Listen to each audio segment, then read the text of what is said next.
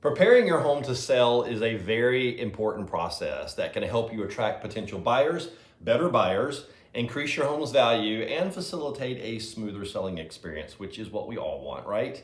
Here's my step-by-step guide to help you achieve this. I think it's important for all you that are thinking about selling to know the proper steps to make your property sparkle before you put it out there on the real estate market. Actually, whether it's a seller's market or not, you should always put your best product out there. Now, I know the past several years you haven't had to do much as a seller in order to sell your home. Just throw a sign in the yard and poof, it was gone. Well, we're not quite there anymore, so you don't really want to half-ass what you're trying to sell, do you? Don't you want to try and get the most for your property by showcasing its beauty, its uniqueness, and charm? As a listing agent and a buyer's agent, I see both sides. When I show a home, I can always tell the ones who have taken the extra steps to make their home market ready, and I can always tell the ones who just doesn't give a It makes a huge difference.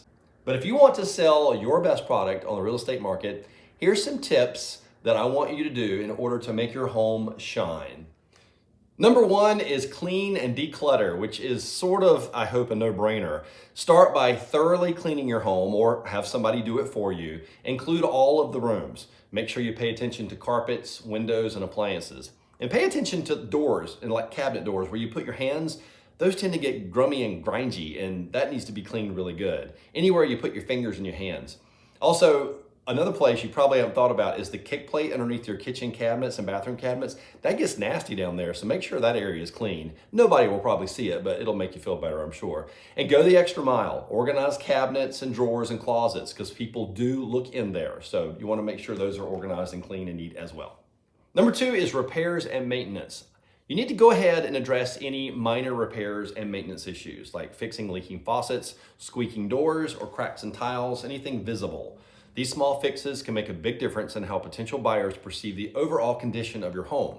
Make sure your front door area is inviting. Consider repainting your front door, maybe a fun color that complements the house. Also, the area around the door, the casing, that tends to take a beating, so make sure it has a fresh coat of paint on it as well. And if you have lighting on either side of your door or maybe above your door, you want to make sure those are cleaned out and sparkle as well. Sometimes wasps or birds can build their little homes in there and you want to make sure those are out. Now, if there's a bird in there with babies, don't touch them. They'll be fine. You can leave them in there.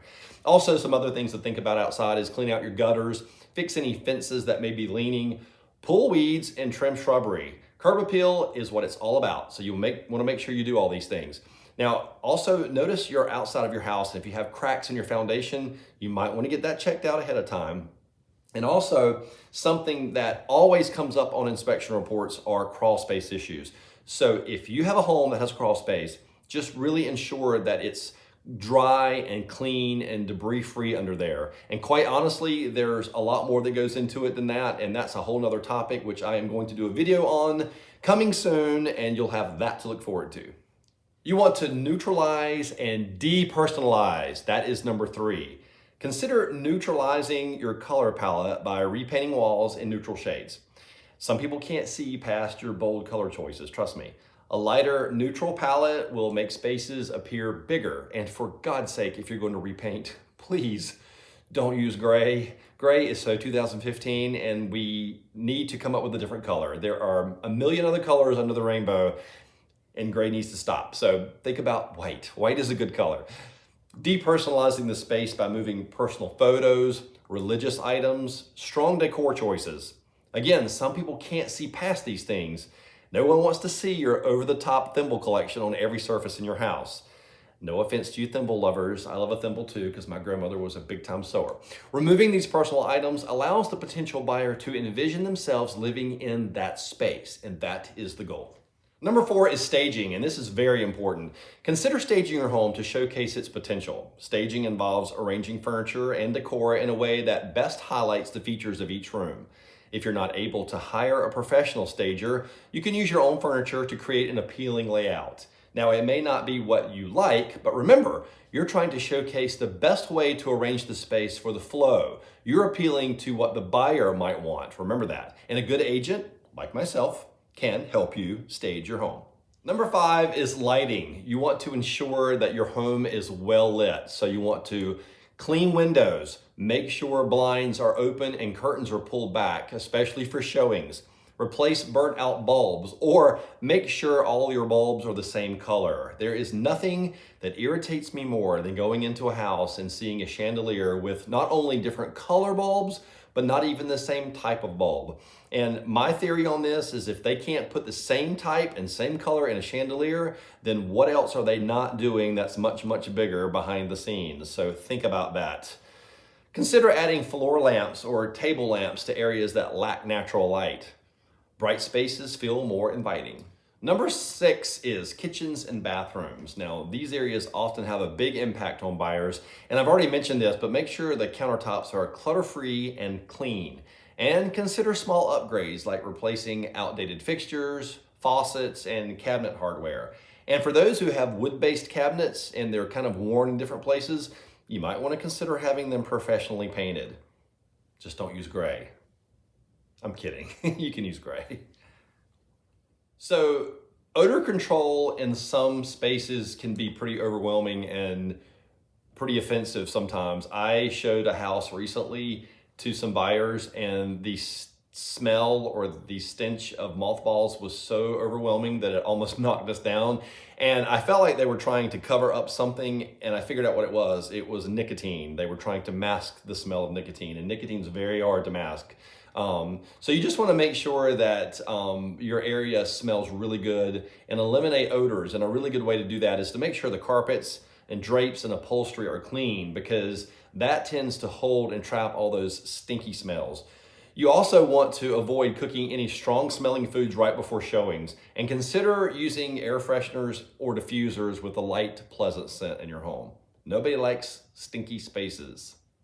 Number 8 is minor renovations. Now, while major renovations might not be worth the investment right before selling, consider minor upgrades that will have a positive impact, such as replacing old doorknobs, updating light fixtures, or applying a fresh coat of paint, not gray, especially around door handles. Like my house, I have dark doors, and I've noticed that over the years, fingernails can scrape the paint away in those areas. So you want to make sure those are touched up. Also, anywhere that are high traffic areas where people may put their hands, maybe the little ones that want to touch the walls, you want to touch those up as well.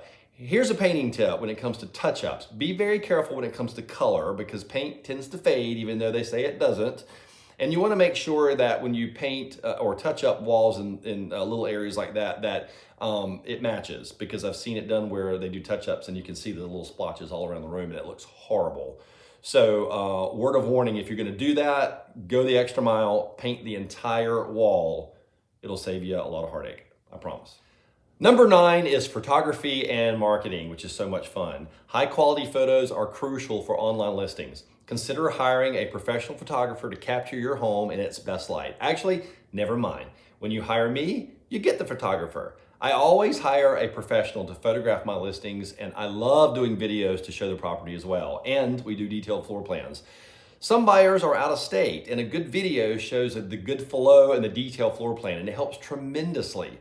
You and your agent should also sit down together and write a compelling description of your listing, highlighting key features of the home and the neighborhood. And as a side note, if any of you out there are agents and you're seeing this video, please, for the love of God, add floor plans to your document list on the MLS. And I'm not talking about the outline of a house, which is completely worthless. I'm talking about a detailed plan. I can't tell you how many out of town or out of state buyers that I have that have specific floor plan flow needs. And if listings don't have floor plans, they can't really tell, and they may pass by your listing just because of that. So please add that information to the MLS. Please and thank you. Number 10 is pricing your home competitively. And besides cleaning, this is the other big key. Overpricing can deter potential buyers, while pricing too low might not reflect the true value of your home. Work with your agent to know the market and determine the right price to sell. After all, do you want to list your property or do you want to sell your property? These are two completely different things. Open houses and showings are number 11. You need to make your home available for open houses and all showings. Keep your property clean, organized, and well-maintained during this period of time. Be flexible with showing times to accommodate potential buyer schedules. This is very helpful to buyers who may be visiting the area and have a very limited time to see properties while they're here. You don't want to inconvenience any potential offer. And last but not least, number 12 is negotiation and flexibility. Be prepared for negotiation. Consider all offers, even if you feel it's too low. An offer starts a conversation. A good agent will know how to navigate through this. So don't get offended if you think the offer is too low or ridiculous. Just make a plan and counter back. Also, once under contract, buyers may have requests after inspections. Consider being flexible on minor repairs and adjustments to close the deal. It's a team effort. I tell my sellers all the time to put yourself in the buyer's shoes. How would you want to be treated?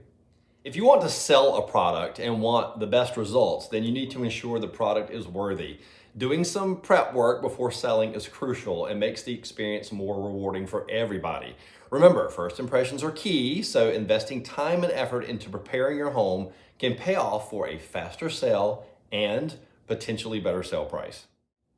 I certainly hope you've enjoyed this valuable information. If you're thinking about selling and you're in the greater Wilmington area, the first thing I want you to do is consider your why, and then I want you to consider calling me because I would love to help you out.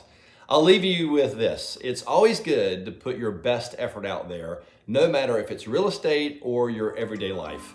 What you put out is exactly what you'll get back.